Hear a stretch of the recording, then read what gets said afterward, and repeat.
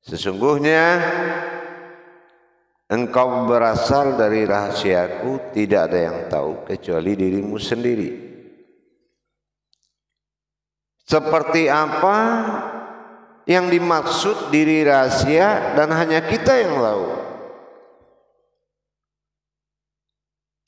Yang dimaksud kita yang tahu itu atau hanya engkau yang tahu? Hanya engkau yang tahu. Setelah seseorang membuka ijab kaji sebagai Amirul Mukmin, guru bagi kita, menyampaikan wahyu Allah tentang riwayat diri kita asal mula diri jadi bernama Tuhan. Inilah Tuhan asal wujud mula jadi. Yang Allah katakan bahwasan manusia itu sudah kujadikan sebelum aku menjadikan semuanya. Pemahaman ini adalah kemustahilan bagi akal, dan di sini juga kita perintahkan supaya fi'alu mumkini au tarkuhu, akal itu berpikir mungkin, bukan bertanya-tanya atau memikirkan. Yang dimaksud dengan ana anta sirha wa ana sirhu, engkau rahasiaku dan aku rahasia engkau, wa ana fisiri alal fisifatun, dan rahasia itu adalah sebuah kodrat yang bersifat atau bertingkah. Mencerna kalimat tersebut butuh hayat yang paling dalam, rasa dan pandangan yang paling tinggi. Sebuah kekuatan yang ada menuju sifat atau bertingkah. Ada sebuah kekuatan rahasia dan dia bertingkah. Maka tingkah ini berpadu dengan kekuatan yang rahasia ini, dia akan memunculkan wujud. Wujud ini adalah bentuk yang menampung semua nama. Ini wujud. Kita ibaratkan yang dikatakan diri rahasia adalah diri yang berasal dari sebuah wujud yang rahasia. Apa yang dikatakan wujud rahasia? Pertama adalah keakuan Allah disebut dengan hu. Itu wujud rahasia. Hanya orang-orang tertentu yang bisa memahami hakikat atau mendapatkan petunjuk tentang perjalanan tersebut. Diri rahasia adalah sebuah wujud yang tidak boleh diberikan nama, yaitu keakuan baginya. Yang kedua adalah sebuah diri yang dijadikan oleh rahasia tersebut, yang dia sebut dengan dia. Bisa kita bayangkan, ada wujud bernama rahasia aku, tapi bukan diri. Dan aku ingin menjadi Tuhan, maka kujadikanlah diri. Maka dijadikannyalah sewujud diri bernama naf atau batin. Setelah batin diri ini yang dijadikan oleh keakuannya dan ditajalikan dalam bentuk suatu kekuatan iradahnya, bertemu dalam satu titik bernama wujud, yaitu ada. Ada tetapi dia belum mawujud.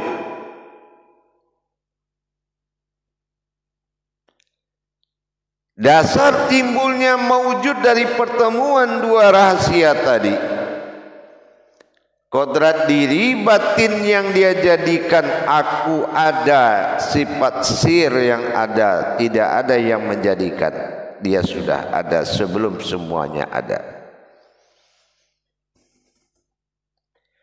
Maka pertemuan inilah kita riwayatkan dalam pandangan batin kita, pertemuan sebuah nyawa dengan batin yang ada di jantung. Di sini mengatakan kodrat alif pada keakuannya, kodrat ba pada kebatinannya, pada rahasianya. Wujud batin yang bernama diri, berkodrat batinul abdi, sementara yang aku adalah zahir wa rabbi. Inilah yang menjadikan pertemuan tadi menandakan jatuhnya bunyi pertama pada jantung kita yang disebut dengan dub. Dalam ejaan Arab itu disebut dengan Allah atau Tuhan. Drub. Dengan demikian, maka pertemuan inilah yang akan berwujud. Apa wujud pertamanya? Wujud pertamanya adalah kodrat. Kodrat apa wujud pertamanya? Kodrat Allah. Apa kodrat Allah? Apabila dia berdiri alif, dia ruku lam. Dia berdiri alif, dia ruku lam, dia sujud ha. Tapi yang berbuat adalah kodrat yang mewujudnya adalah mim pada alif, ha pada kodrat zat, sementara mim pada wujudnya ini akan mewujud kepada ha pada sujudnya. Maka terlihatlah gambaran sebuah kodrat yang disebut Muhammad menandakan lafaz Allah untuk menuju wujudnya. Artinya zahir yang terlihat itu adalah zahir Muhammad dalam gerakan Allah.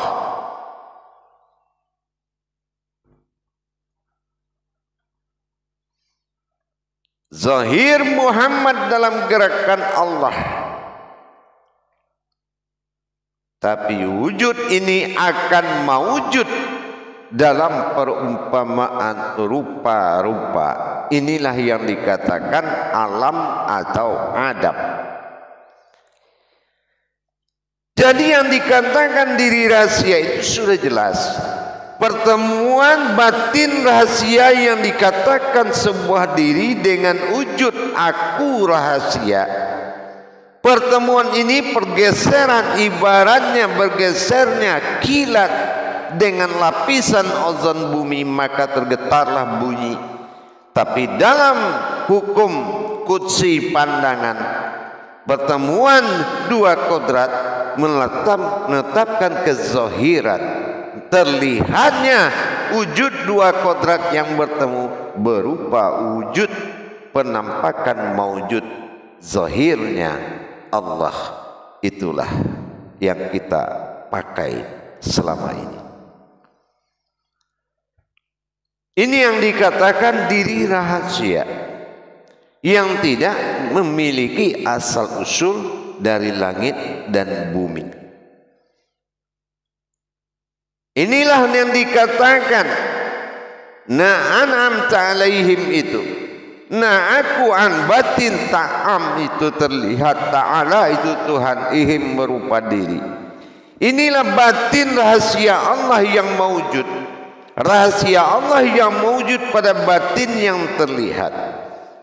Di sini cukup jelas bahwasanya kita dalam masa syik dan masyhuk kita kepada Allah, dalam masa tawaduk beriktikaf, berpadunya dua getaran batin di dalam kodrat bat wujud sir rahasia jatuh pada nyawa. Dengan bertemunya mempersatukan dua kodrat tadi melahirkan zahir yang terlihat. Inilah hukum tajalinya, inilah bentuk tajalinya nanti. Dan ini kita harus bisa mentajalikan tersebut, karena inilah dasarnya kedatangan sebuah hayat menuju sesuatu jadi dan terlihat berupa terjadi. Inilah kun fayakun. Kun alif hilang jatuh kepada sirhu aku, sementara fayakun dihadapkan kepada huruf waw yang ada pada kata fayakau atau waw atau hu atau dia. Inilah dia. Untuk mendapatkan aku carilah dianya. Hu pada keakuan nyawa dan hu pada keakuan batin pada jantung. Di sinilah huruf la tadi. Dengan demikian para hadirin dan jamaah, untuk mendekati Allah Tuhan wujud tunggal dengan bertajali pada diri sir dan sifatnya, sir dan bersifat, itu adalah salah satu pendekatan muqarrabin yang sangat jelas. Bukannya lagi mendekat, tapi menjadi satu dalam dekatnya. Apa yang menjarakkan dia antara dekat dengan mendekat? Yang menjarakkan adalah satu kodrat dalam dua jiwa.